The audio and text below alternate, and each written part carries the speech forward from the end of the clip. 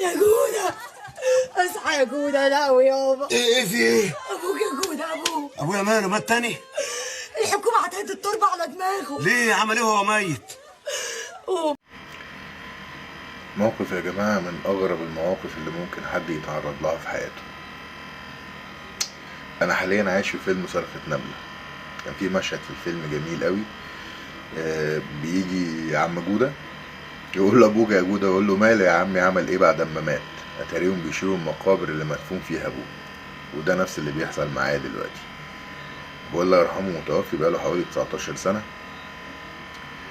وبعديه كان في عمتي، وقبليه كان في جدتي، وإذ بيا إن أنا أتفاجأ ألاقي عمي بيقول لي الحق أبوك. خير يا عم، أبويا عمل إيه بعد ما مات؟ المقابر اللي موجودة عند السيدة نفيسة هتتشال، والعظم اللي موجود فيها كله هيترمي. موقف غريب قوي.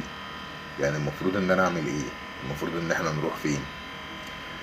وفعليا المقابر اتشالت. يعني في مقابر كتير جدا اتشالت ولسه الدور جاي علينا، والله اعلم هي اتشالت ولا لا، لان احنا يعني سامعين شوية كلام. يقوم يجي بقى عمو التربي اللي مسؤول عن المقابر ديت يعمل حركة غريبة قوي. قال لك يا جماعة ما تقلقوش، الحكومة عوضتكم. الحكومة عوضتنا بإيه؟ الحكومة عوضتنا بمقابر في العاشر من رمضان. طب يا عم الحمد لله، بدل ما كنا مش عارفين هنعمل ايه. بس احنا عايزين بقى فلوس. فلوس ايه طيب اللي انتوا عايزينها؟ عايزين 10,000 جنيه.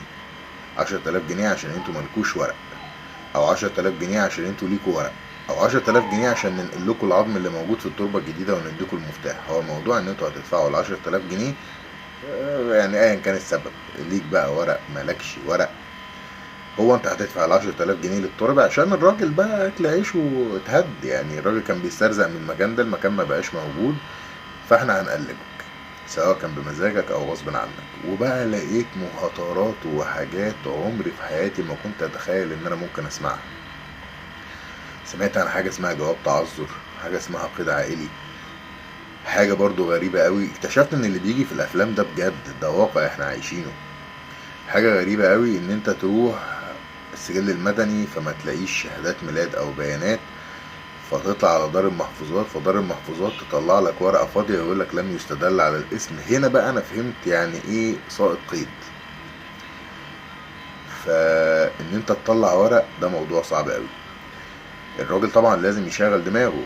انت ليك دلوقتي مقبرتين او ليك عينين او ليك تربتين، فالحكومة هتديك 2، ده مشكورة يعني، ده لو اديتهم لنا فالراجل بيبيع واحدة ويديك واحدة، تمام؟